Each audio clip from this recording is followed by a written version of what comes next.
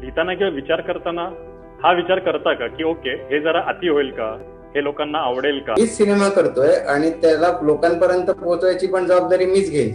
मराठी चित्रपटांना प्रोड्युसर मिळत नाहीत, मग आपल्या सगळ्यांचीच खंत आहे ती, आणि जे मिळाले ते टिकवून ठेवायला आपल्याला काय काय करावं लागतं हे आपल्याला माहिती आहे. कारण माझ्यासाठी प्रेक्षकांनी ते येऊन बघणं तितकंच गरजेचं आहे. मला 4 लोकांना फिल्म दाखवून वाहवा मिळवण्यात अजिबात इंटरेस्ट नाही. पण अशा एका क्षेत्रात आहोत की जिथे सगळ्यांना आपण खुश करूच नाही शकत. मनात खूप असतं की आपला सिनेमा पूर्ण करून दिला सेन्सॉर काढून एकदा प्रोड्युसरच्या हातात की आपण बाजूला व्हावं. मला वाटतं आपला ऑडियन्स खूप गोष्टींसाठी तयार आहे. Our trade is not ready for it. आता प्रेक्षकांना काय आवडतं काय आवडत नाही हा सर्वस्वी संशोधनाचा मुद्दा आहे. शूटिंग नंतर स्पेशली तुम्ही एकटे पडता, डिरेक्टर हो. एकटा पडतो. पण स्वतः मेल्याशिवाय स्वर्ग दिसत नाही ही म्हण बहुतेक एखाद्या दिग्दर्शकावरूनच पटलेली असावी.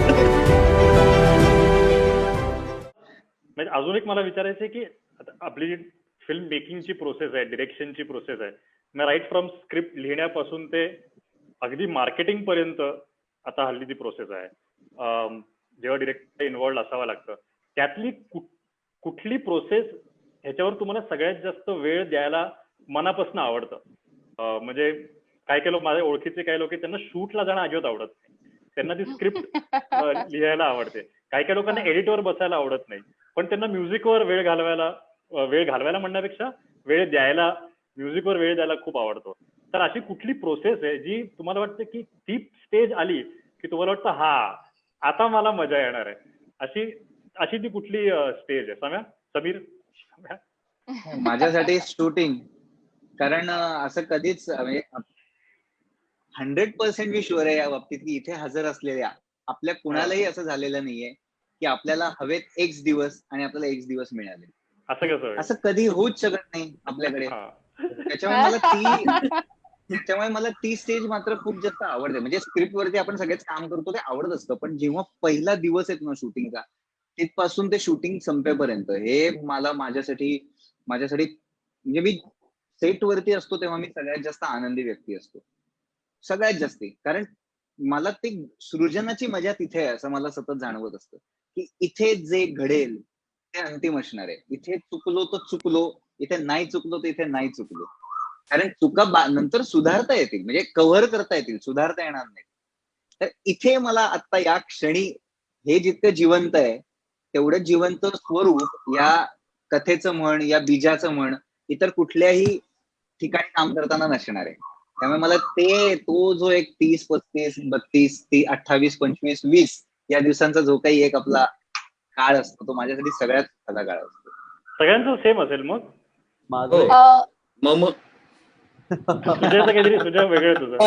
मला उलट इनफॅक्ट शूटिंगला जायला नाही आवडत. मला माहिती.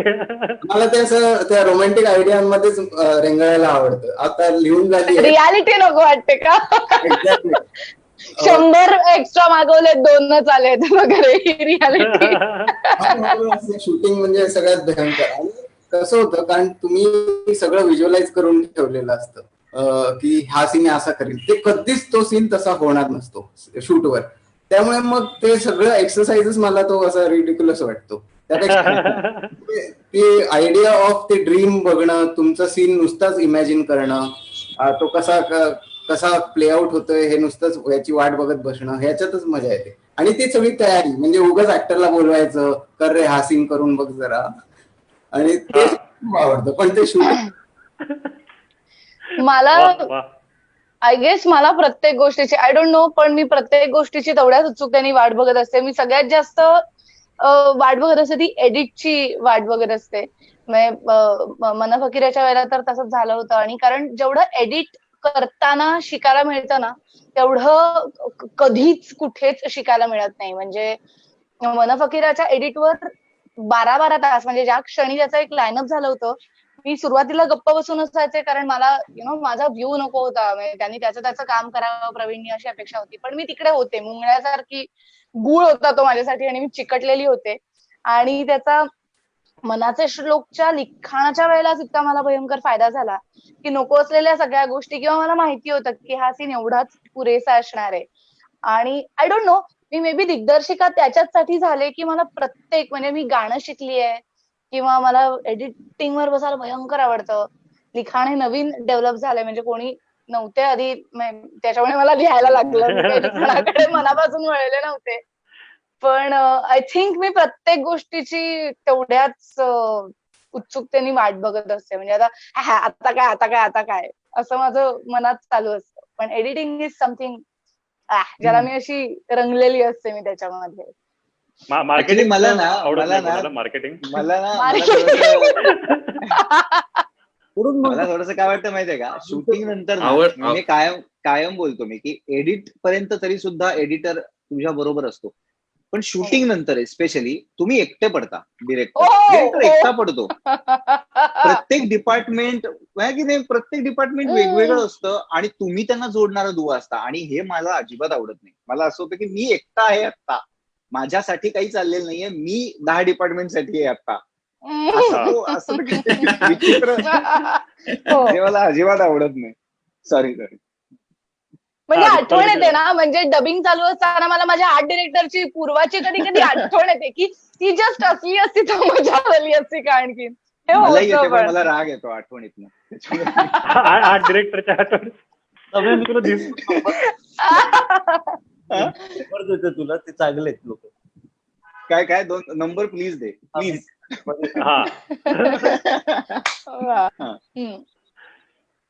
दिग्पाल काहीतरी म्हणत होतास तू. मी मार्केटिंग बद्दल बोलत होतो की मार्केटिंग किंग. तर होतं असं की मनात खूप असतं की आपला सिनेमा पूर्ण करून दिला सेन्सॉर काढून एकदा प्रोड्युसरच्या हातात की आपण बाजूला व्हावं. फार बरं वाटेल मला असं कधी घडलं माझ्या बाबतीत तर. पण त्याच्यामध्ये होतं असं की हा विषयच असा आहे की त्यात प्रत्येक ठिकाणी नाक खुपसणं नाही म्हणणार मी, पण लक्ष ठेवावं लागतं. कारण एकतर मराठी चित्रपटांना प्रोड्युसर मिळत नाहीत, मग आपल्या सगळ्यांचीच खंत आहे ती. आणि जे मिळाले ते टिकवून ठेवायला आपल्याला काय काय करावं लागतं हे आपल्याला माहिती आहे. सो मार्केटिंग करून त्यातनं चांगला रिव्हेन्यू येणं आणि मग त्यातनं पुढचा सिनेमा, असं आपलं सगळ्यांचं गणित असतं. पण स्पेशली आपल्याकडे जी एक आता नवीन सोशल सेन्सॉरशिप आहे त्याच्यामुळे पर्टिक्युलरली ऐतिहासिक विषयांमध्ये खूप लक्ष द्यावं लागतं. आणि ती पण प्रोसेस खूप एन्जॉयबल असते. कारण मला अक्षरशः सोशल मीडियाच्या आमच्या टीमच्या मला माझा फोन सतत म्हणजे अगदी ईपी असल्यासारखा खणखणत असतो की म्हणजे हे आता कॉपी लिहिली आहे, ही कॉपी बरोबर आहे का, हा शब्द वापरायचा का नाही वापरायचा आहे, अमुक म्हणायचंय का नाही म्हणायचंय. तर ही पण एक जरा गंमतशीर प्रोसेस असते. कायम एन्जॉय करतो मी. कित्येकदा बोल. मी तुझ्यासाठीच बोलणार आहे, सॉरी, पण स्वतः मेल्याशिवाय स्वर्ग दिसत नाही ही म्हण बहुतेक एखाद्या दिग्दर्शकावरूनच पटलेली असावी. बरं, तेच तू आता म्हणालास तेच कंटिन्यू करून ऐतिहासिक चित्रपट करताना तुझ्यासमोर काही फॅक्ट्स असतात आणि त्या फॅक्ट्सना जोडण्याकरता तुला काही गोष्टी फिक्शनलाइज पण कराव्या लागतात. तर आता आपण खूप ऐतिहासिक चित्रपट पाहतोय, मराठीमध्ये काय हिंदीमध्ये काय सगळीकडेच आता एक ऐतिहासिक चित्रपटांची एक लाट थोडीफार प्रमाणात आलेली आहे. तर तू ऍज अ मेकर, किंवा मला ह्याला पण विचारायचं आहे, निपुणला पण समीरला पण, ज्यांनी बायोपिक्स किंवा केल्या आहेत किंवा करणार आहेत, की where do you draw the line? तुम्ही कुठे म्हणता की ओके हे सत्य आहे, हे घडलेलं आहे, आता हे ड्रॅमटाईज करण्याकरता मला थोडं फिक्शनलाइज करायची गरज इथे वाटतेय. तुम्ही कुठे स्वतःला थांबवता आणि म्हणता की ओके ह्याला आपण हात नको लावायला? कारण आपण तू म्हणालास तसं की हल्ली ऑफेंड होणं, कोणीही ऑफेंड होतं आणि सोशल मीडियामुळे सगळ्यांना आता एक वाचा आणि एक आउटलेट मिळालं आहे. तर तू काय सांगशील दिग्पाल, की तू ऍज अ मेकर तू ते कुठे लाईन ड्रॉ करतोस? आता त्याच्यामध्ये आपली जी आता इथं सगळेच जण खूप जाणते लेखक पण आहेत. आपल्या लेखनामध्ये एक थिअरी म्हणा किंवा एक लॉ आहे, ज्याला आपण लॉ ऑफ प्रोबॅबिलिटी असं म्हणतो. There is a possibility, there is a probability. तर पॉसिबिलिटीमध्ये हे असं घडलं असू शकेल, अशापर्यंत आपण जातो. पण जेव्हा ऐतिहासिक तथ्य तुमच्या समोर असतात तेव्हा तुम्हाला मदत मिळते. मग तुम्हाला पॉइंट ए आणि पॉइंट बी जोडायचा असतो, त्याच्याकरता तुम्हाला प्रोबॅबिलिटी वापरता येते. सॉरी दिग्पाल, मी इंटरप्ट करतो. जर तू एक छोटस एक्झाम्पल देऊन सांगू शकलास ना? सांगतो. तर मी आधी हा मुद्दा कम्प्लीट करतो की पॉइंट ए टू पॉइंट बी जोडण्यासाठी मला प्रोबॅबिलिटी वापरावी लागते. म्हणजे हे घडलं असेल तर असंच घडलं असेल, हा जो मुद्दा आहे. आता फॉर एक्झाम्पल फर्जंद बनवताना माझ्या डोळ्यासमोर होतं की यांनी 60 जणांनी अटॅक केला आणि 2,500 लोकांना हरवलं. वास्तविक पाहता अशक्य वाटणारी गोष्ट आहे, पण त्याची यथेच्छ कागदपत्र उपलब्ध आहेत. अर्थात त्याच्यामध्ये 2-2 ओळींमध्येच हा पराक्रम लिहिलेला आहे. पण जेव्हा मी त्याचा विचार करत गेलो तेव्हा मला लक्षात आलं, निनाद बेडेकर माझे गाईड होते तेव्हा, सुदैव आणि निनाद काकांच्या हाताखाली काम करतात इतिहासकार निनाद बेडेकर. तर त्यांनी मला सांगितलं की खूप वेगवेगळी शस्त्र आपल्याला वापरता येतात, वापरली जायची मराठ्यांकडनं. आणि आपण आतापर्यंतच्या ऐतिहासिक चित्रपटांमधनं हेच पाहिलंय की आपण ढाल आणि तलवारीच्या पलीकडे जात नाही. चुकून कधीतरी पट्टा दिसतो, पण तो दिसतो, तो वापरलाय कसा आहे माहिती. माझ्या सुदैवाने मी त्याचं प्रशिक्षण घेतल्यामुळे त्याची डायनॅमिक्स मला माहिती होती. मग मी कोंडाजी फर्जंदांच्या 60 मावळ्यांच्या तुकड्या पाडल्या आणि त्या तुकड्यांना एकेकाला एक एक शस्त्र वाटून दिलं. जसं धनुष्यबाण होतं, दगडाचं गोफणगुंड होता, गोफणगुंड आपण म्हणतो, किंवा मरत्या रामोशी सारखं एक पात्र होतं त्याच्यामध्ये. तर त्या रामोशांचं जे प्रमुख हत्यार आहे कुऱ्हाड, फरस, तर ते तो वापरत होता. त्याची स्किल सेट वेगळा होता. तर ह्याला आपण म्हणूया प्रोबॅबिलिटी. याच्याबद्दलचे तपशील उपलब्ध नाहीयेत, पण हे महाराजांच्या सैन्यामध्ये अशा तुकड्या होत्या का, तर होत्या. मग याला पॉसिबिलिटी कडनं प्रोबॅबिलिटी कडे जाणं असं म्हणता येईल. निपुण, तू तर आता करतोयस ना, तुझी आता फिल्म येईल वसंतरावांवरची फिल्म आहे, वसंतराव देशपांडेंवरची. तर व्हेरी ऑनेस्टली आम्ही खूप रिअल राहायचा प्रयत्न केलेला आहे. आम्ही फार अति काय म्हणू आपण, काहीतरी वेगळंच काहीतरी त्यांच्यासाठी आणलंय वगैरे असं काही नाही. म्हणजे त्यांना जितकं जास्त त्यांना खऱ्या पद्धतीने दाखवता येईल तितकं दाखवायचा प्रयत्न केलाय. पण अर्थात एक जेव्हा चित्रपट बनवायचा असतो तेव्हा त्याचा चित्रपटाचा त्याचा एक ग्राफ असतो आणि त्यामुळे काही काही निर्णय हे घ्यावे लागतात. तर आता मी याच्यात परत 2 गोष्टी सांगेन. एक म्हणजे काय लिबर्टी घेतली हे, आणि दुसरं म्हणजे लोकांना आजकाल जी काय सोशल मीडिया सेन्सरशिप आपण म्हणू त्याला घाबरून काय किंवा त्याला रिॲक्शन म्हणून काय केलं असेल ते.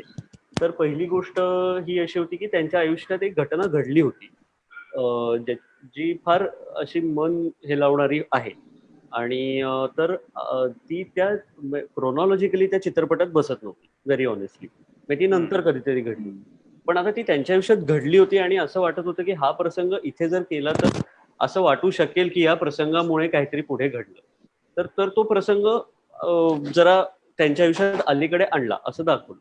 आता ही एक लिबर्टी, क्रिएटिव्ह लिबर्टी जी आहे ती. किंवा फॉर एक्झाम्पल दीनानाथां बरोबर त्यांचं जे नातं होतं दीनानाथ मंगेशकरांबरोबर, तर ते जे काही त्यांच्याबद्दल लिहिलं गेलंय त्याच्यामध्ये ते अर्थात इतकं चांगलं डॉक्युमेंटेशन नाहीये. थोडंफार इकडे तिकडे कोणीतरी काहीतरी लिहून ठेवलंय, म्हणून ठेवलंय, किंवा त्यांच्या इंटरव्ह्यूज मध्ये म्हटलेलं आहे. पण असं वाटतं सतत की त्यांच्यावरती खूप इन्फ्लुअन्स आहे दीनानाथांचा. पण मग आता जरी ते काय बाबा त्यांना खऱ्या आयुष्यात फार भेटलेले नसतील, आठवड्याभराचाच त्यांचा सहवास असेल, पण तरी आयुष्यभराचं त्यांना काहीतरी एक संचित मिळालं असेल, तर त्या पद्धतीने ते दाखवलं गेलं. मग आठवड्याभराचाच प्रवास असेल पण तो कदाचित 6 महिने त्यांचा असेल का सहवास, अशा पद्धतीने तो दाखवला गेला. Okay okay. सो त्या लिबर्टीज घेतलेल्या आहेत, नो डाऊट. आणि अर्थात हा त्याचा प्रश्न आहे. तू प्लीज असं काही सांगू नकोस जे तुला अलाउड नाहीये, म्हणजे which you don't want to reveal. करणारच नाहीस तू, ठीक आहे. निर्माण होत असेल तर व्हावीच असं मला वाटतं. तर आणि आता हा जो भाई चित्रपट आला होता त्याच्यानंतर जी काय बेसिक कॉन्ट्रोवर्सी झाली, तर मला असं वाटत होतं की आता ते दारू सिगरेट प्यायचं नाही तर अर्थात प्यायचं. म्हणजे जसं ज्या पद्धतीने आता पण मित्र भेटतात तसेच ते तेव्हा भेटायचे ती सगळी लोक. आता ते त्याच्या भोवती जर सीन झाला तर कदाचित लोकांना प्रॉब्लेम असेल. म्हणजे फोकस हा जर दारू असेल आणि हा, तर कदाचित तो प्रॉब्लेम अर्थात तो त्या मेकरचा प्रश्न आहे. परत मला असं, मी कुठं इथं मॉरल जज म्हणून बसलेलो नाही की नाही हे तुम्ही कसं दाखवता हे काही नाही. जर ती त्या कथेची गरज असेल तर त्यांनी ती दाखवावी. आता त्यामुळे आम्ही ही चर्चा आमच्या सगळ्यांमध्ये झाली की आता दाखवायचं तर म्हणजे कसं दाखवायचं वगैरे काय. तर असा मी तर ह्या मुद्द्यावरती ठाम होतो की हे मॅटर ऑफ फॅक्टली असलं पाहिजे. मग त्याच्यावर त्याला आपणच महत्व द्यायचं या गोष्टी. काय बाबा ते सिगरेट ओढतात, दारू, आता तसं करतायत, त्याला आपण मेकर म्हणून त्याचं मी आता क्लोजच लावतो, त्याचं मी आता हेच करतो, जाऊ दे ना. आपण ते जसं मित्र गप्पा मारतायत तसाच हा सीन आपण ट्रीट करूया, ते माझ्या हातात होतं. किंवा मग पुलंना, आता पुलं हे ओढायचे सिगरेट हे माहितीये, तर मग त्यांना त्यांच्या हातात सिगरेट दाखवायची की नाही, मग खालती ते नो स्मोकिंगचं येतं. आता आपण अशा देशात राहतो जिथे खालती ते नो स्मोकिंग इज इंजिनियस लिहावं लागतं, कितीही ते विद्रूप करत असलं आपल्याला. त्यासाठी मी फक्त इंटरप्ट करतो. त्याचं कारण मी माझ्या सिनेमामध्ये पण हुक्का बिक्का ओढायचे असे प्रसंग येऊ शकतात, शाहिस्ता खान वगैरे, पण ते टाळले त्याच्यासाठीच की ते सुंदर चित्र बिघडून येते एक लाईन देऊन, की एवढं सुंदर आपण म्हणजे आर्ट डिरेक्टर एवढं मेहनत करतो, डीओपी आपण सगळेच, आणि मग नंतर खालती ती म्हणजे ते सगळं सोडून लोकांनी ती खालच्या लाईनकडे बघावं. ते पण माझा परत मुद्दा तोच आणि एवढं करून ऐकत नाहीच. अशा पद्धतीने चित्रपट बघित, आता हे कंडिशनिंग झालेलं आहे ऑडियन्स, सिगरेट आली की ते खालती बघणार. बऱ्याचदा असंही असतं की एखाद्या सेकंदाला नाही आला तर आपल्या अरे असं होऊन जातं. ऑडियन्स ते सोडून हे म्हणतं की अरे खालती लाईन नाही दिली, किंवा इतका छोटा फॉन्ट चालतो हे माहिती नव्हतं वगैरे, असे पण प्रश्न होते. तर मुद्दा असा होता की तर पण कॅरेक्टर दाखवण्यासाठी ते गरजेचं आहे त्यांनी, किंवा त्या सीन मध्ये कदाचित तो टेन्शनवाला सीन आहे आणि त्यांना तिकडे ओढणं गरजेचं आहे, तर करू द्या, जाऊ दे, कशाला आपण डोकं हे करतो, किंवा यांना दारू पिताना कसं दाखवायचं. तर ते मला असं वाटलं की आपण ते कॅरेक्टर म्हणून त्यांच्याकडे पाहावं, ते सीनची गरज म्हणून त्याच्याकडे पाहावी आणि ते सोडून द्यावं. आणि एका पॉइंटला मला असं लक्षात आलं की आपण अशा एका क्षेत्रात आहोत की जिथे सगळ्यांना आपण खुश करूच नाही शकणार. आपल्याला काहीही आपण केलं तर टीका होणारच आहे. तर मग असं जर होणारच असेल तर मग निदान आपल्या मनासारखं तरी काम करू. मग काय जे काही करायचं ते तुम्ही पुढे करा. सो तो एक स्टँड घेतला. समीर, मला 2-3 गोष्टी वाटतात, मी थोड्याशा त्या मांडतो. म्हणजे मला निपुण म्हणलं ते मला खूपच जास्त आवडलं, की बरोबर आहे की जर तुम्ही मेकर म्हणून जर तुम्ही त्याला महत्व देणार असाल तर मग त्याच्याविषयी लोकांनी ऑब्जेक्शन घेतलं तर तुम्हाला ऑब्जेक्शन नाही असता कामा, कारण तुम्ही त्याला महत्व देताय, तेही त्याला महत्वच देतायत. तुम्ही तुमच्या फिल्मच्या दृष्टीने देतायत, ते कदाचित तुमच्या फिल्मच्या अगेन्स्ट देतात, पण ते त्यांच्या दृष्टीने महत्वाचंच आहे. सो निपुण म्हणतो ते फार महत्वाचं आहे की आपणच त्याला जगण्याचा भाग करायला पाहिजे, कुठल्याही सिगरेट दारू नाही, कुठल्याही गोष्टीचा. तर तो म्हणून मला त्या ह्याच्यामध्ये मला काशीनाथ आवडली होती. याचं कारण तेच आहे की त्यांनी मॅटर ऑफ फॅक्टली दाखवलं होतं बघ की आहे असं आहे. मला ना 2-3 गोष्टी वाटतात की मला बायोपिकच्या बाबतीत, म्हणजे की एकतर 2 गोष्टी असतात, एक असते आउटर जर्नी आणि एक असते इनर जर्नी. आउटर जर्नीचे एव्हिडन्सेस आपल्याकडे असतात की हे केलं, हे केलं, हे केलं, हे केलं. इनर जर्नीचे एव्हिडन्सेस आपल्याकडे नसतात. तर मला असं वाटतं की आपण याचा एखाद्या बायोपिकचा आपण विचार करतो आहोत तर आपण आउटर जर्नी फार चेंज नाही करू अशासाठी, कारण त्यांचे त्या टप्प्यांचे इम्पॅक्ट होत गेलेले असतात. पण त्या आउटर जर्नीला घेऊन जाणारी जी इनर जर्नी असते माणूस म्हणून, तिथे आपण लिबर्टी घ्यायला काहीही हरकत नाही असं मला. कारण आपण त्या टप्प्यापर्यंत कसे पोहोचलोय हे ती व्यक्ती सोडून जगात कुणीही सांगू शकणार नाहीये. आत्ता सुद्धा आपल्या सगळ्यांच्या मनाच्या आत खरं काय चालू आहे हे आपण सोडून कुणीही सांगू शकणार नाही. भले आपण किती इथेही आपण 60%च खरे आहोत, 40% खोटे आहोत आपण. तर मला म्हणायचं हे की मग जर त्या माणसाचं इनर सर्कल आपण घेणार असू, त्या मोठ्या व्यक्तीचं इनर सर्कल आपण घेणार असू आणि त्याच्यात लिबर्टी घेऊन आपण जर काही गोष्टी केल्या तर त्याच्याविषयी एक तर मुळात कोणाला कशाचंच ऑब्जेक्शन असण्याचं काही कारण नाही. पण आपण जर समजा अगदी ते ठेवलंच मेकर म्हणून आपल्या समोर, जे आनंदी गोपाच्या बाबतीत माझं थोडंसं झालं की त्यांची जी आउटर जर्नी आहे, मी म्हटलं ती आउटर जर्नी आपल्याला चेंज करून चालणार नाही, कारण त्या आउटर जर्नीचे इम्पॅक्ट आहेत. ते म्हणजे आनंदी बनायला आणि गोपाळ बनायला ते आउटर जर्नी कारणीभूत आहे. पण त्याच्या आत नवरा बायको म्हणून, गोपाळ जोशी म्हणून, आनंदी म्हणून काय झालं असेल हे कुणालाही माहित नाहीये ना. मग हे आपण ठरवायला पाहिजे मेकर म्हणून, आणि तो आपला हक्क आहे. तर मला असं वाटतं की लिबर्टी तिथे घ्यायला काही हरकत नाही. म्हणजे जसं पुलंचं तू म्हणलास की दारू सिगरेट पिणं हा त्यांच्या व्यक्तिमत्वाचा भाग आहे यार. तुम्ही त्यांचं काम, ते त्यांच्या कामामुळे ग्रेट आहेत. ते त्यांनी जेवढं दानधर्म केला, त्यांनी जी काही समाजसेवा केली त्याचा आणि सिगरेट आणि दारू पिण्याचा संबंध काय आहे? काहीही संबंध नाहीये. म्हणजे मी हा किस्सा सांगतो निपुण, त्याच्यावरनं मला आठवला. पु ल देशपांडे अकॅडमी आहे ना आपली, म्हणजे प्रभादेवीचं हे रवींद्र नाट्य मंदिर, तिथे बाहेर पुतळा आहे. तो पुतळा परत जाऊन बघा, त्यांचे हात असे मागे आहेत. जेव्हा तो पुतळा बनला तेव्हा त्या पुतळ्याच्या हातात बोटात सिगरेट होती, ती कापायला लावली गव्हर्नमेंटने. परत जाऊन बघू आपण तो पुतळा, ते तुम्हाला दिसतं थोडंसं. तर मला कळत काय नाही की आपण जर त्या व्यक्तीचं एक कारण आहे ज्याच्यासाठी आपल्याला त्या व्यक्तीचं हे बघायला जायचंय, तर ते सोडून ती एक नॉर्मल व्यक्ती आहे जी आंघोळ करत असेल, दात घासत असेल, शिशू करत असेल, ती सेक्स करत असेल, ती वाचत असेल, ती गाणी ऐकत असेल, आपण आपल्याला अनकम्फर्टेबल गोष्टी दाखवायला लागलो, पाहायला लागलो की आपण असे होतो का? तिला व्यक्ती म्हणून घेऊ ना. पण आता पुन्हा याला दोन मार्ग तेच पडतात की पुन्हा फायनली व्यक्तिपूजा ही भारत देशाची गरज आहे खूप मोठी. आणि त्या व्यक्तिपूजेचे हे दोन पैलू आहेत की आपणही व्यक्तिपूजा अस्तित्वात आहे म्हणून बायोपिक करायला घेतो आणि लोकही व्यक्तिपूजा अस्तित्वात आहे म्हणूनच ते बायोपिक बघायला येतात. ते एकाच याचे हे दोन आहेत, हे एकमेकांना भिडत राहणार, त्याला पर्याय असं मला वाटतं. मला परत निपुणने जे म्हटलं ना तेच मला महत्वाचं वाटतं की तू फोकस काय ठेवतोयस. तुझा फोकस हा त्यांच्या व्यसनांवर आहे का त्यांच्या कामांवर आहे? बरोबर म्हणलास तेच, तोच मला अधोरेखित करावा असा मुद्दा वाटतो या सगळ्यांना. करेक्ट. सुजय, तू एका अर्थी तू पण आजोबा ही होती, आजोबा सुद्धा ऍक्च्युली रिअल लाईफ घटनेवरच होती. ऑफकोर्स तिकडे व्यक्ती नव्हती, तिकडे तो बिबट्या होता, पण तिथे सुद्धा तू एका रिअल स्टोरीचीच मांडणी केली होतीस, राईट? हो हो, म्हणजे इव्हन ती डॉक्टर पण ती खरीच आहे, म्हणजे विद्या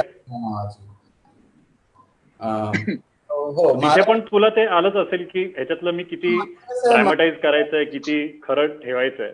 नाही, मोस्टली कारण माझं त्यावेळेस स्टाईलच डॉक्यू फिक्शन असं मी घेतला होता ना for that film.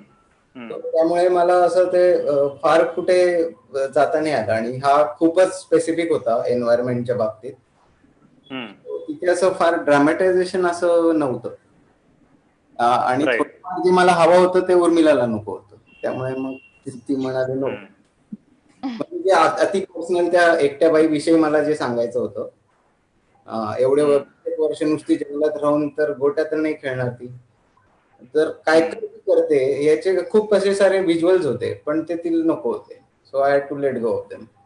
But it was a risky film. म्हणजे kudos to you, it was a very risky film, पण ती तू पुल ऑफ केलीस. Erratic film, erratic decision and erratic film also.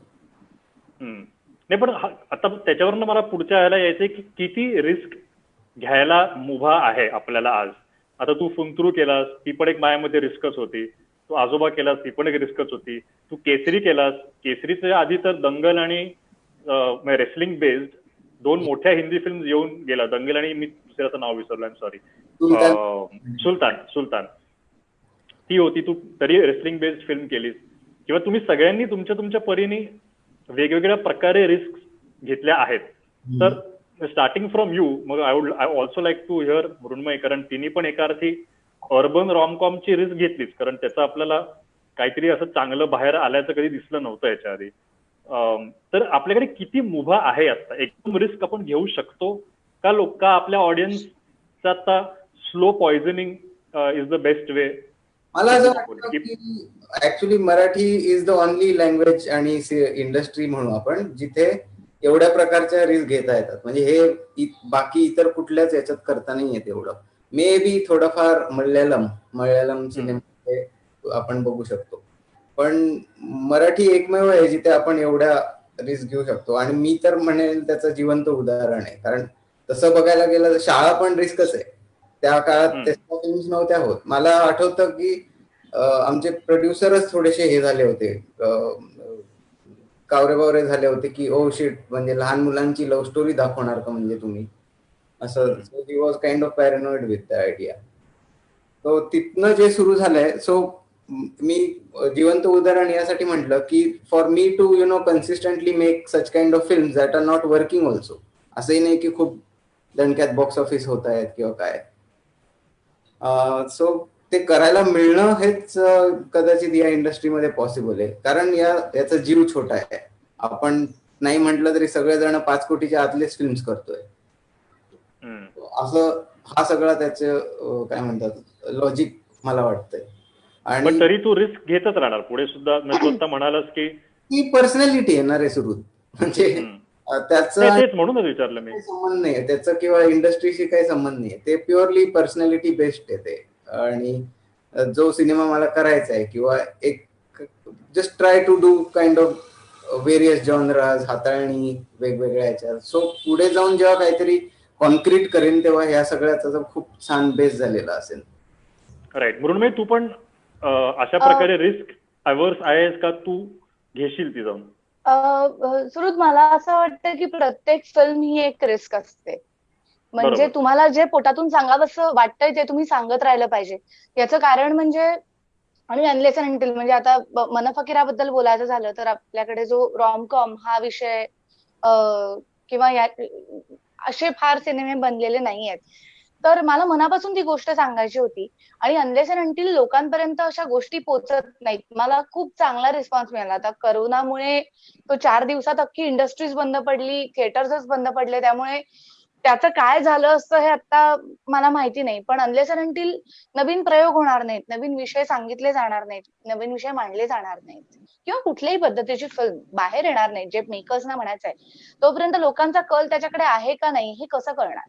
म्हणजे नुसतंच म्हणत राहणं की नाही हा एकच विषय चालतो मराठीमध्ये किंवा कॉमेडी तर कॉमेडीच चालते, तर ते सुद्धा अनेक चांगले चांगले सिनेमे लोकांनी पाठ फिरवलेली आहे. तर कुठल्याही पद्धतीची लाट किंवा आनंदी गोपाळ बनवणं ही एक रिस्कच होती.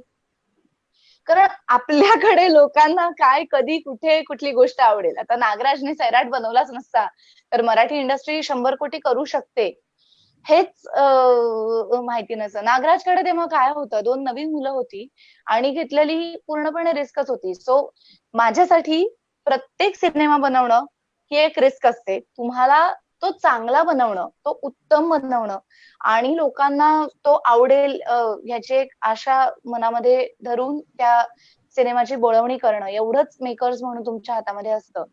दिग्पालनी सुद्धा आम्ही शुअर जेव्हा पहिल्यांदा फरजंद केली असेल तेव्हा मनामध्ये भीती असणारच होती. कारण ती वन ऑफ इट्स काइंड म्हणतो ना आपण. पहिल्यांदा मराठीमध्ये इतक्या वर्षांनंतर भालजींनंतर कोणी प्रयत्न केला असेल तर तो दिग्पालनी केला असेल. किंवा मी आवर्जून ऍक्ट्रेस राऊंड टेबल मध्ये सुद्धा निपुणचं नाव घेतलं होतं, धप्पा.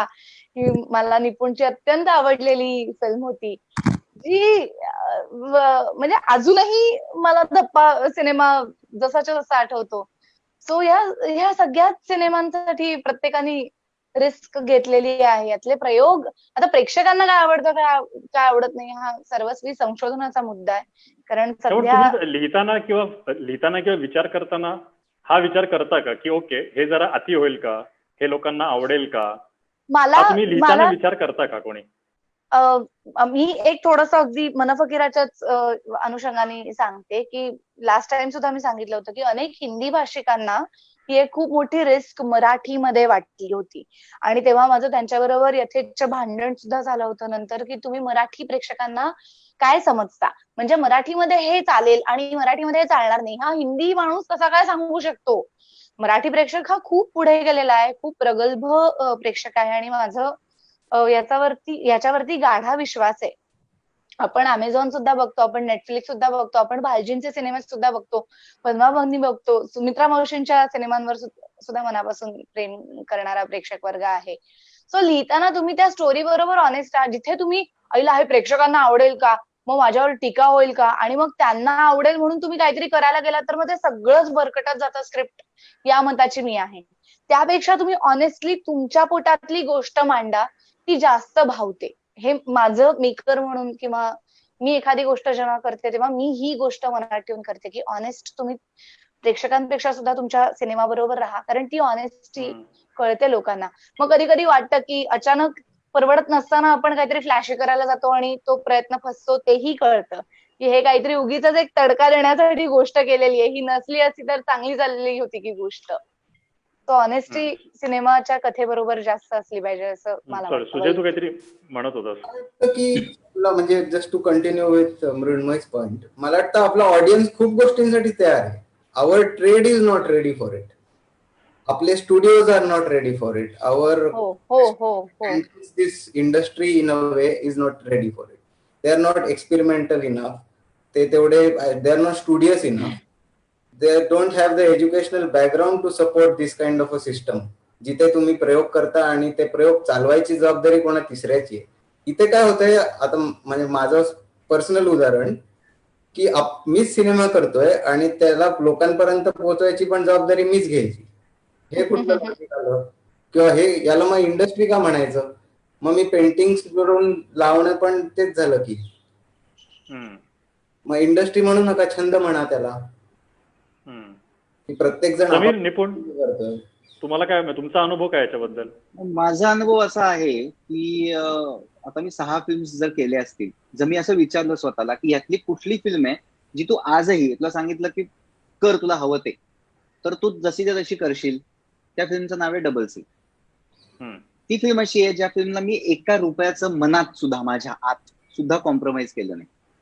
पण टाइम प्लीज असेल, वायझेड असेल, मला काहीच प्रॉब्लेम नाही, खूप मोठ्या प्रमाणावर असेल, आनंदी गोपाळ असेल, धुराळा असेल, मला स्वतःला ज्या प्रकारच्या त्या फिल्म्स बनवायला आवडतील, म्हणजे इव्हेंच्युअली मला हेच म्हणायचं होतं, तुला आवडो ना आवडो, आय डोंट केअर, मला हे म्हणायचं होतं. असं मी नाही केलं, असं मी नाही करू शकलो. मला हा विचार करावा लागतो की ही फिल्म फायनली मी प्रेक्षकांसमोर घेऊन जाणार आहे. प्रेक्षकांना आवडावं म्हणून मी काही करणार नाही, पण मी प्रेक्षकांना काय आवडणार नाही ह्याचा विचार नक्की करतो. म्हणजे मी क्वालिटेटिव्ह यांनी म्हणत नाही, टोकाला जाणार. म्हणजे धुराळा आता पाहिली असेल तर एक्स्ट्रीम टोकाला जाऊ शकतो, एक्स्ट्रीम ब्रुटल होऊ शकतो, पण मी ते नाही मांडू शकत. कारण माझ्यासाठी प्रेक्षकांनी ते येऊन बघणं तितकंच गरजेचं आहे. मला 4 लोकांना फिल्म दाखवून वाहवा मिळवण्यात अजिबात इंटरेस्ट नाहीये. शेवटच्या माणसापर्यंत, आपल्या सगळ्यांनाच म्हणजे शेवटच्या माणसापर्यंत पोहोचायला पाहिजे. मग जर आपल्या शेवटच्या माणसापर्यंत पोहोचायचं असेल तर आपल्याला कुठेतरी त्याचा बॅलन्स साधणं गरजेचं आहे. तो बॅलन्स काय आहे, म्हणजे गोल्डन मीन ज्याला म्हणतो आपण, तो गोल्डन मीन प्रत्येकाचा वेगवेगळा असतो असं मला म्हणायचं. मग आता हा जो वाद आहे ना, हा वाद कदाचित असा आहे की मी आयुष्यात जर खूप मोठा पैसा कमावला, मग मात्र जेव्हा मी माझ्या कलेचं एक्सप्रेशन असेल ते मला हवं तसं असेल, मला हवं ते, मला हवं तिथे असेल. आणि मला एक मुद्दा, सुजयचा जो मुद्दा आहे त्या मुद्द्यामध्ये तथ्य आहे, पण मला त्याबद्दल असं सांगायचं की आय डोंट अग्री की आपला ऑडियन्स रेडी आहे या गोष्टींसाठी. अगदी खरं सांगतो. स्टुडिओज बाजूला सोडूया आपण. अक्षय इंडिकर नावाचा उत्तम फिल्म मेकर आहे, आपल्या ऑडियन्सला माहित नाहीये. कौल नावाची फिल्म झाली, आपल्या ऑडियन्सला माहित नाहीये. नॅशनल अवॉर्ड मिळालेली एकही फिल्म आपल्या ऑडियन्सने चालवलेली नाहीये. नाही, पण ते माझा मुद्दा कम्प्लीट होतोय. माझा मुद्दा इतकाच आहे की जर तो ऑडियन्स रेडी असेल, नाही मला काय म्हणायचं सुजय, की जर तो ऑडियन्स रेडी असेल तर स्टुडिओ पण रेडी होणार ना. स्टुडिओ फायनली जर बिझनेस करायला बसलाय, मला वाटत नाही रे, म्हणजे सुमित्राबाईंच्या फिल्म्स किती चालतात, ऑडियन्स रेडी असं मला खरंच नाही वाटत. मी जेन्युअली सांगतो. आणि हे परत बरोबर कारण शोधायला जात नाहीये, मला म्हणायचं इतकंच की रिस्क का घेऊ शकत नाही मेकर म्हणून. सॉरी सुजय, माझा मुद्दा इतकाच होता की मला तुझ्याविषयी एक नक्की वाटतं की तू खरंच आहे, तू वेगवेगळ्या फिल्म्स करत आलास, तू वेगवेगळे रिस्क घेत गेलास. मला त्याच्याविषयी जेन्युअनली एक असं वाटतं की हो केलंय. किंवा आता निपुण ज्या पद्धतीने काम करतोय, सगळेच म्हणजे रादर, किंवा दिग्पाल ज्या पद्धतीने काम करतोय की हार्डकोर तो ऐतिहासिक यांना धरून आहे. आणि पत्तेशिकच पाहिला असेल तर तुम्हाला कळेल की त्याचं प्लॅनिंग, त्याचे नकाशे, त्याच्या 10 गोष्टी, हे सगळं त्यांनी त्याच्यामध्ये आणलंय. जितकं ते करता येईल तेवढं करायचा प्रयत्न केलाय. पण मला कायम असं वाटतं की जर माझा ऑडियन्स तयार असताना, जे मला म्हणायचंय किंवा जी रिस्क घ्यायची ती तोही रिस्क घ्यायला तयार असताना, तर मी लिहून देतो की आम्ही सगळ्यांनी ज्या आतापर्यंत फिल्म्स केल्या त्या अजून आम्हाला हव्यात अशा आम्ही करू शकलो असतो. तर हे मी प्रामाणिकपणे मान्य करतो. मी स्वतः हा विचार करतो. तो गोल्डन मीन कसा साधायचा त्या शोधात मी अजूनही आहे. याचा अर्थ मी ऑडियन्सला आवडेल तेच असं नाही करत. म्हणजे फायनली मला असं माहित नाही, पण म्हणजे गोल्डन मीन माहिती का नसणारच आहे, तो शोधतच राहावा लागणार. बरोबर. Any nice sincere truthful thing has to work. बरोबर. म्हणजे आता जसं फॅन्ड्री आला, मॉनिटरी आपण बोलतच नाही आहोत. म्हणून मला कधी कधी वाटतं की हे this OTT thing is a boon for Marathi industry. का माहिती का?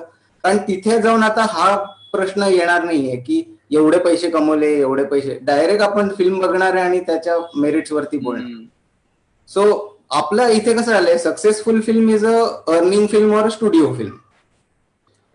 तर मग सुमित्रा मावशींची फिल्म जर एखाद्या स्टुडिओनी चांगली प्रमोट केली, जशी ते आपल्या घशात उतरवतात इतर फिल्म्स, तसे जर यांच्या घशात उतरवलं तर ते चालतील, लोकांना नवीन एक काहीतरी बघायला मिळेल. पण असं मला वाटत नाही. आतापर्यंत स्टुडिओच्या फिल्म्स काढून बघ ना, कुठे म्हणजे असं नाहीये. कारण माझ्या दोन्ही फिल्म स्टुडिओने नाकारल्यात. म्हणजे चालले म्हणजे फर्जन चाललीये सत्यशिकत किंवा सुद्धा. मला कारण सांगावं लागलं, मी जे म्हणतो, सॉरी मी मध्ये डिस्टर्ब करतो. नाही बोल बोल बोल. हे आता आपण म्हणजे मला असं ऍड करावं असं वाटतं की this should be well calculated risk. कारण आता नाही म्हणलं तरी पैसे लागतात ना फिल्म बनवायला. सो प्रोड्युसर सुद्धा जगला पाहिजे, तो पण एक विचार आपल्याला ठेवला पाहिजे. आणि म्हणून प्रोड्युसर सांगतोय म्हणून या पिक्चर मध्ये आयटम सॉन्ग घाल, हे नाही करणार मी. या आपल्या तत्वांशी आपण ठाम राहायला पाहिजे. म्हणजे मृण्मयी वरती चित्रित झालेली लावणी आहे पर्जन मधली, ज्याच्यामध्ये मी ठाम होतो की तिच्या डोक्यावरचा पदर नाही पडणार, कारण मला त्या पद्धतीचीच लावणी दाखवायची. खूप झालं म्हणजे लटके झटकेवाली लावणी माझ्या चित्रपटात येऊ नाही शकत. इथे मी माझ्या पद्धतीने ठाम राहिलो. अर्थात ती लावणी सुद्धा त्या कथेची गरज म्हणजे त्या पात्राची ओळख म्हणून त्याच्यात आली. ती नसती तर फत्तेशिकस मध्ये कुठे त्या प्रकारचं सॉन्ग आहे? कुठलंच सॉन्ग नाहीये. उलट आम्ही क्लासी गेलो जास्त. ठुमरी वापरली आम्ही मृण्मयीसाठी त्याच्यामध्ये, किंवा कव्वाली वापरली ज्याच्यामध्ये मुलीच नाहीयेत. सो अशा प्रकारचे धाडसी डिसिजन्स पण घेतले, पण ते कॅल्क्युलेटेड होते. म्हणजे जसं मला एका स्टुडिओतल्या मॅननी ऐकवलं होतं की काय आवडू शकतं हे तू नाही सांगू शकत, पण काय नाही आवडू शकत हे तू नक्की सांगू शकतोस. तर थोडासा यांनी आपल्याला ते कॅल्क्युलेटेड रिस्क घेता येते असं मला वाटतं. मला ह्याच्यावर आता विचारायचं निपुण म्हणजे सॉरी मला एक मला म्हणायचं वाटतं की जे आपण सगळे सांगायचा प्रयत्न करतोय ना, ते मला असं वाटतं की पूर्वी कला म्हणजे परफॉर्मिंग आर्ट किंवा काही ही राजाश्रयी होती, मग ती लोकाश्रयी झाली. ती जोपर्यंत पुन्हा राजाश्रयी येत नाही ना, तोपर्यंत आपल्याला हव्या तशा हवी ती रिस्क वगैरे नाही घेता येणार. कारण मी मग अजून अवघड होईल रे.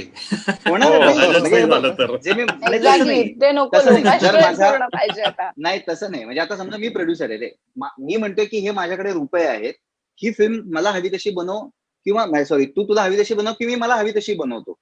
ह्याचा आणि जे सुजय म्हणतो ते बरोबर आहे, ह्याचा आणि धंद्याचा जो गणित आहे ना, ते गणित ज्या दिवशी तुटेल त्या दिवशी कलेच्या म्हणजे जशी ज्या फॉर्म मध्ये हवे मेकरला त्या फॉर्म मध्ये आणता येईल बिनदिक्कतपणे, असं मला वाटतं. पण जोपर्यंत ती लोकाश्रयी आहे तोपर्यंत आपल्याला हे गोल्डन मीन जे काय आपण शोधायचा प्रयत्न करतो ते करत राहावं लागणार. मला असा प्रश्न आहे की आपण जेव्हा म्हणतोय की टू फाइंड अ गोल्डन मीन, किंवा मला जे लोकांना आवडेल ते त्या पद्धतीने काहीतरी ते दाखवावं, तर is this decision based upon the monitor की हे आवडून शेवटी सिनेमा चालेल म्हणून आवडणे की जेन्युइनली आवडणे, त्यांना एक कलाकृती आवडणे तसं आवडणं? म्हणजे हा प्रश्न दोन्ही आहे. मी बिलकुल बघत नाही म्हणून विचारतोय. नाही, मला दोन्ही वाटतं ना. म्हणजे आपण सगळे दोन्हीचा प्रयत्न करतो की आपल्याला म्हणायचं ते पण आवडलं पाहिजे आणि त्यातनं पैसा मिळून प्रोड्युसरनी त्याचे पैसे सुद्धा रिकव्हर व्हायला पाहिजे. हे दोन्ही मला वाटतं, म्हणजे मला तरी वाटतं. बाकीच्यांचं हा निपुण, कारण मला वाटतं धप्पा म्हणजे प्रत्येकात धप्पा एक्झाम्पल म्हणून घेतोय मी, की मला माहिती आहे की प्रत्येकाला आपल्याला काहीतरी एक सोशिओ पॉलिटिकल स्टँड असतो आणि तो सोशिओ पॉलिटिकल स्टँड आपण वेगवेगळ्या पद्धतीने मांडत असतो. तो आपलं जे म्हणणं असतं ते मला माहितीये की समीर, मला माहितीये की त्याचा एक स्टँड आहे स्पेसिफिक. निपुण मला माहिती, सगळ्यांचं मला माहिती आहे ते. पण आता तू धप्पामध्ये तुझा स्टँड हा अशा प्रकारे जो गोल्डन मीन जो आपण म्हणत होतो की तू लोकांना ती गोळी दिलीस, तुला जे म्हणायचं होतं त्याची.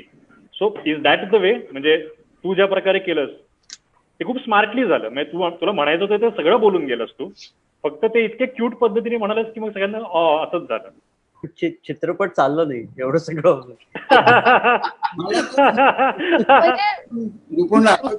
मी केवढा भारावून तुला फोन केला होता आफ्टर द फिल्म, आणि I thought it's a perfect commercial film. आता वाय इज आणि सुरुद नावाचं पात्र असू नये म्हणजे, किंवा त्याच्यामुळेच असेल कदाचित. नाही, सो आय वॉज शॉक्ड की that film had to go through so much. म्हणजे मला नंतर बऱ्याच लोकांनी सांगितलं काय काय झालं होतं त्या फिल्म मध्ये.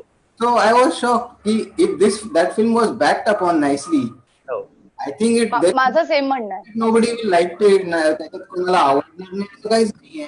मला काही खरंच मी आता रिस्क जसं तू म्हणत होतास तेच मला वाटतं की मला वाटतं मृण्मयी पण म्हणाली की फिल्म करणं हीच एक रिस्क आहे. मराठी फिल्म करणं हीच एक रिस्क.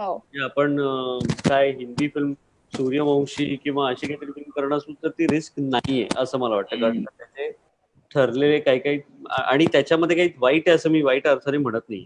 तेही करणं कठीणच आहे. त्या प्रकारच्या कन्व्हिक्शनने ती फिल्म करणं, तशी ऍक्शन करणं वगैरे वगैरे. एनिवे, तर सांगायचा मुद्दा असा की मराठी फिल्म करणं ही एक रिस्कच आहे. त्याच्यात कुठे काय वर्क होणार आहे हे अजूनही कळत नाही. आणि म्हणजे डप्पा ही फिल्म अडकली होती, पूर्णपणे अडकली होती. त्याला तो एक नॅशनल अवॉर्ड मिळाला, त्यामुळे परत एकदा ती थोडी चर्चेत आली. मग लोकांनी परत एकदा बघितलं. एक नवीन स्टुडिओ आला जो विशबेरी नावाचा, जे खरं तर क्राऊड फंडिंग मध्ये आहेत, पण ते म्हणाले नाही आम्हाला बघायचे.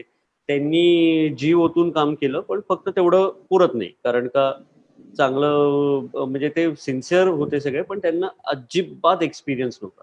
त्यामुळे त्यांना वाटत होतं ही फिल्म काही झालं तरी चालणारच आहे. मला त्यांचा कॉन्फिडन्स खूप आवडत होता तो सगळा, पण मला हे कळत होतं की तुम्ही ज्या पद्धती अवलंबताय ती फार ग्रेट नाही. आपल्याला अजून जरा वेगळ्या पद्धतीने ही मार्केट करणं गरजेचे आहे फिल्म, आणि त्यामुळे वादविवाद वगैरे होतच होत्या गोष्टी. असो, एनिवे, किंवा कुठं कोणाला माहिती की एक फिल्म कधीतरी चालते आणि त्यामुळे जो एक स्टार होतो माणूस, आणि मग एक 30 काय काय व्हॉट एव्हर लाखचं रेम्युनरेशन घेता ऑन व्हॉट बेसिस. म्हणजे कुठल्या म्हणजे साधं आपण इंडस्ट्री जॉब जेव्हा आपण करतो, मी जेव्हा CA करत होतो त्यावेळेला मला हे माहिती होतं की जेवढा पगार तुम्हाला मिळतोय त्याच्या 7पट बिलिंग तुमचं तुम्ही करता, तेवढं 7पट तुम्ही क्लायंटला बिलिंग लावताय. सो तेवढे पैसे तुम्ही आतमध्ये आणताय. सो ही तुम्ही ऍक्टर म्हणून किंवा मेकर म्हणून जेव्हा तुम्ही काहीतरी एक चार्ज करत असाल, एक्स्ट्रा फी, प्रीमियम फी, तेव्हा तुम्ही ते हे करताय का? तुम्ही 1.5 कोटीचा धंदा आणणार आहात का? तुम्ही 2 कोटीचा धंदा आणणार? एक्झॅक्टली. तर नाहीये आत्ता. ते मला वाटतं आत्ता फक्त नाना पाटेकर आणि नागराज गुंजुळे हे फक्त त्यांच्या नावाने लोक आणू शकतात थिएटरला खेचून. हो, हो. बाकी लोक नाहीयेत असं मला वाटतं. We didn't create heroes basically. आपल्याकडे स्क्रिप्ट ड्रिव्हन इंडस्ट्री वगैरे जे काय एक्झॅक्टली. भूषण आहे असं दाखवतो, पण ते चांगली गोष्ट आहे, पण इट इज ऑल्सो ती एक रिस्क आहे. आपल्याकडे एक ते आपल्याला ते परसेप्शन ऑफ सक्सेस पण जमलंय दाखवायचं की ते आपल्याला चांगलं जमलंय. अरे बापरे. एक साधं उदाहरण घेऊया. Just do this calculation with me all. It's a good exercise. समजा काय महाराष्ट्राची पॉप्युलेशन किती, 10 कोटी, 11-11.5 कोटी काहीतरी. या. आणि सो 10 कोटी जेव्हा आपला ऑडियन्स आहे त्या 1 कोटी लोक पण आपला सिनेमा बघत नाहीत. किती बघतात? 1 लाख लोक बघतात, किंवा त्याहून कमी. म्हणजे तुम्ही जर त्याला गणितात, म्हणजे तू CAS निपुण, याला मॅथमॅटिकल स्टँडिंगच नाहीये या फिगरला. 0.01% याला मॅथमॅटिकल स्टँडिंग नाहीये. सो वेनेवर, म्हणून मला तर कायम असं वाटतं की मराठी इंडस्ट्रीला ना प्युअरली अति आर्टिस्टिकली ट्रीट करावं मुद्दामून. म्हणजे कोर्ट असेल तर कोर्ट मी मुद्दामून मराठीतच बनवेन. म्हणजे इतकं त्याला आर्टिस्टिक ट्रीट. कारण आपण धंदा म्हणून पेपरवरती फेल आहोत एज इंडस्ट्री. सो या इंडस्ट्रीकडे बघायचं जर झालं तर we should make smaller films. 25 lakh 50 लाखाच्या फिल्म्स, एक्स्ट्रीम पर्सनल आणि एक्स्ट्रीम आर्टिस्ट. तुम्हाला काय त्याच्या त्या पटरीत मांडायचं असेल जे आताच. मी हे आता म्हणणं हे हिपोक्रिटिकल आहे. जेव्हा मी आता एक 5 कोटी प्लस फिल्म बनवली आहे, पण मला असं वाटतं 1 कोटीच्या आतच बनवायला पाहिजे, किंवा 5 कोटीच्या. म्हणजे हे मधली जी स्पेस आहे ना जिथे आपण खेळत राहतो, ही अत्यंत डेंजरस स्पेस आहे. 2-2.5-3 कोटीचं जे आहे ती भयंकर डेंजरस स्पेस आहे असं मला वाटत राहतं. आणि त्यामुळे वी हॅव टू सगळे मिळून आपण बसून मला वाटतं अशा पद्धतीनेच काम करायला पाहिजे की ते फ्रिल्स आहेत ते काढून टाकले पाहिजेत. की पर्सनल स्पॉट, पर्सनल मेकअप मन, व्हॅनिटी, हे ते काहीतरी म्हणजे ज्या पद्धती, मला सिरियसली वाटतं की ज्या पद्धतीने प्रायोगिक नाटक होतं त्या पद्धतीने मराठी फिल्म्स करणं, त्या पद्धतीने करणं अत्यंत गरजेचं आहे. आणि तीच आपली स्टाईल आहे. ऍक्च्युली आपण खूप अमेझिंग करू तेवढ्याशा त्या सेटअप्स मध्ये. आणि दुसरी गोष्ट अशी की जे इक्बाल काहीतरी म्हणायचं त्याच्या आत मी माझा मुद्दा संपवतो पटकन, की हे खरोखर आहे की आपण मराठी लोकांपर्यंत पोहोचण्याचं सगळ्यात महत्वाचं साधन हे टेलिव्हिजन होऊन बसलेलं आहे आणि त्याची लोकांना सवय झालेली आहे.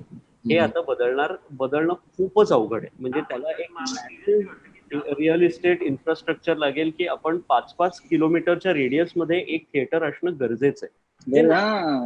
एक्झॅक्टली, ते पण फॅक्टर्स आहेत, खूप जास्त फॅक्टर्स आहेत. खूप जास्त फॅक्टर्स आहेत ते. कमी आहे ना. कल्चर नाहीये की आपण उठून जाऊन चित्रपट बघू. मला तर वाटतं सगळ्यात जास्त मराठी चित्रपट बघणारी लोक ही मराठी इंडस्ट्री मधली लोक आहेत. बघून जातात, तेही बंद करायला पाहिजे असं मला वाटतं बऱ्याचदा. काहीही गरज पण आता हे तू म्हणतोय, मला आता फोनवर आपल्या एका चांगल्या मित्राचा मेसेज आला. त्याने कंधार संगोरामचा, त्याने मला आता फेसबुकवर तो विचारला. तर म्हणून तू आता ह्या विषयाशीच संलग्न आहे म्हणून मी, समीर तू सांगू शकशील जर की कंधार विचारतोय की मग मार्केटिंग मध्ये आता काय करायचं, हा जो प्रॉब्लेम आहे अजून काय करता येईल, म्हणजे फ्रेश विचार करायचा, नवीन मीडियम, सोशल मीडिया वर्क होत नाही. तू काय करणार? अनुभव असा आहे की सोशल मीडियावर लाईक्स भरपूर येतात, पण पिक्चर बघायला कोणी येत नाही. शून्य. कन्व्हर्जन. तर ते ग्राउंड इव्हेंट्स नावाची जी गोष्ट आहे ना, ती सोशल मीडिया, इथे लोकांना काय होतं, सोशल मीडियावरती स्टार्स पर्सनली रिप्लाय करतात काही लोकांना, पण जेव्हा ग्राउंड इव्हेंट्स होतात तेव्हा हाय हॅलो वगैरे करतात. लोकांना तेवढंच हवं असतं. त्यांना येऊन, मला असं वाटतं की एक तर मार्केटिंग मध्ये आता काय करायचं मी अजिबातच, म्हणजे मला त्यातली अजिबातच अक्कल नाही. म्हणजे माझं सगळ्यात कच्चं गणित आहे. 100 पैकी 15 वर्ग मार्ग मला पडायचे. मार्केटिंग मध्ये तर एक मिळाला तरी खूप आहे. स्पेलिंग बरोबर आलं म्हणून 1 मार्क देतील कदाचित, फार तर फार. फक्त मला असं वाटतं की आता हे विचारलं पाहिजे की लोक जेव्हा येऊन सिनेमा बघतात तेव्हा ते कशासाठी बघायला येतात, हे काहीतरी जाऊन विचारायला पाहिजे, तर काहीतरी आपल्याला मिळेल. आणि मी ह्याच्यात सॉरी ऍड करतो, अजून एक आपण एका डिरेक्टरला आणणार होतो पॅनलवर, पण ते मला माहित नाही, ते जमून नाही आलं. पण एक वेगळाच जॉनर मिलिंद कवडे, विशाल देवरुखकर यांनी तो एक क्रॅक केलाय की काय असं एक वाटतंय. म्हणजे बॉईज असेल, टकाटक असेल, गर्ल्स असेल, जो क्रिटिकली कदाचित एवढा लोकांना ऍक्सेप्टेबल नसेल, पण कमर्शियली ते कदाचित वर्क होतंय की काय. बॉईज चालली, बॉईज 2 चालली, गर्ल्स नाही एवढी चालली. सॉरी हा, याच विषयावरती बोलतोय की 3 वर्षांपूर्वी माझा पहिला चित्रपट रिलीज झाला, बाबा जन्मभूमी. तो तेव्हाचे जे प्रोड्युसर होते संजय छाबरिया, म्हणजे जे प्रेझेंटर होते, त्यांनी मला, म्हणजे ते अत्यंत चांगलं नाव आहे आणि त्यांना बराच अनुभव आहे, तर त्यांनी मला सांगितलं होतं की ही वर्ड ऑफ माउथ वाली फिल्म आहे आणि 1-2 आठवडे एक आपण तग धरूयात आणि मग एक दुसऱ्या आठवड्यापासून जी चालेल ती चालेल, असं ते म्हणाले होते. मलाही खूप आवडलं होतं की ठीक आहे, या प्रकारचं ते कॉन्फिडन्स देतात वगैरे. पण आता तगच धरू शकत नाही. एक्झॅक्टली. करेक्ट. आणि कळेपर्यंत आता काही कमेंट्स येत आहेत की तुमची फिल्म इथं लागली नाही, तुमची फिल्म.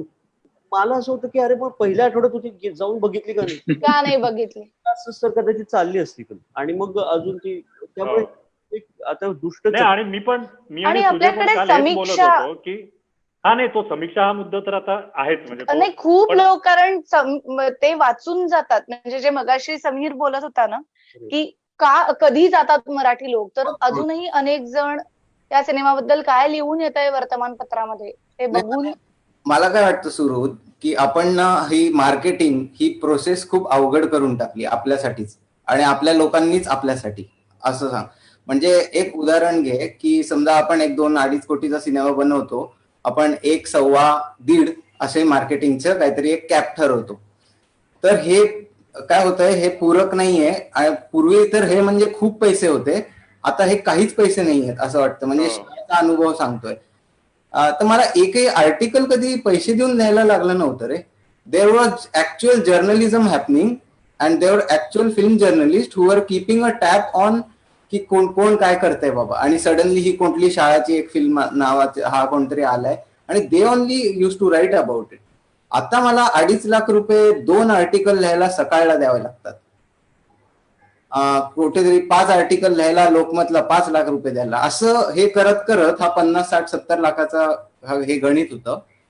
आणि तेवढा ड्रॉ मग कशालाच नाहीये. ते 60 लाख जे नुसतं आर्टिकल लिहायला पण दिले ते पण रिकव्हर होत नाही. अनदर 50-60 लाख रुपीज आपल्याला टीव्ही वरती मार्केट करायला लागतात. बरं, मी म्हंटल की माझ्याकडे खूप पैसे आहेत, तुम्ही 1 कोटी घ्या आणि तुम्ही काय धुरळाला मार्केटिंग करता तशी माझी मार्केटिंग करा. तर ते म्हणतात नाही sir, it is our privilege, it is our channel, we will decide which channel, which to kind of पण हे तू म्हणतोयस हे खरंच असं झालंय? मी जेन्युअनली विचारतोय. काय काय काय तुम्ही म्हणतोयस अशी या भाषेत तुला त्यांनी असं सांगितलंय? मी जेन्युअनली विचारतोय, जर असं झालं असेल तर हे सांगतो नाही तुला. सम्या, ते काय होतं ना की What is the हे स्टुडिओचा एक ग्राउंड फ्लोर रेट त्यांच्या प्रोडक्शन करता त्यांचे ग्राउंड फ्लोर रेट्स असतात, जे त्यांचं प्रोडक्शन नसेल तर ते देत नाही. त्यांचे सो वेगळे. बेसिकली तुम्ही घेऊ शकता, but you have to pay much more. ही साधारण फील होऊ शकते 5 कोटीची. आमची 2.5 कोटीची publicity can feel like 1 crore उलट. कारण तुला प्रोमो पडणार समजा 20,000ला 21 सेकंडर, मला तो पडणार 3 लाखाला. हा डिफरन्स.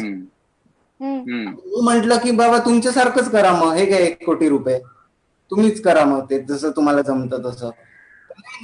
ते आमचे प्रिव्हिलेजेस आहेत, आमची फिल्म आहे.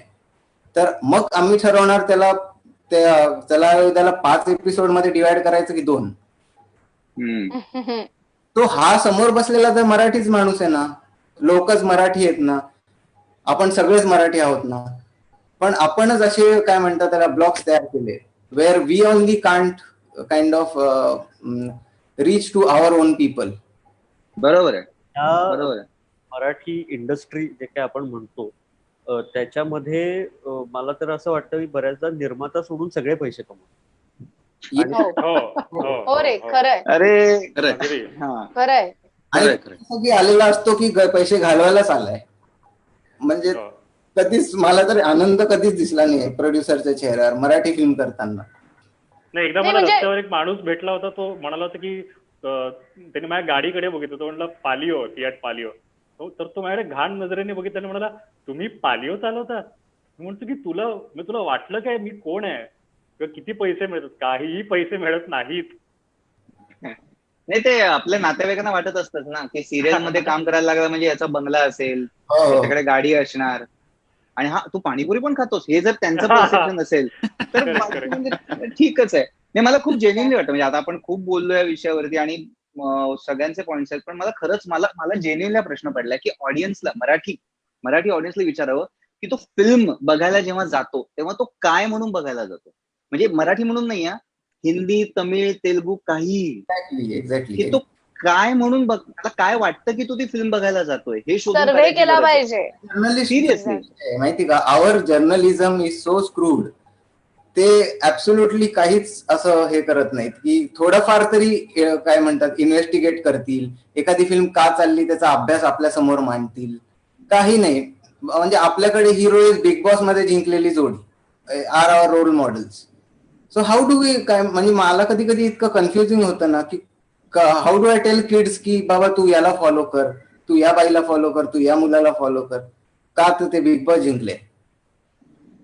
सो म्हणजे that's where I am coming from, is की वी ॲज काय म्हणू एक स्ट्रक्चर, एक इंडस्ट्रीचं जे स्ट्रक्चर असतं, we are actually witnessing a collapse of a structure. म्हणजे ही सिच्युएशन 2012ला नव्हती. A new filmmaker was welcomed. Do we have created a space where today maybe a 25-year-old director can come in and make a film? This is where that industry I'm talking about. Have we created that space over the years?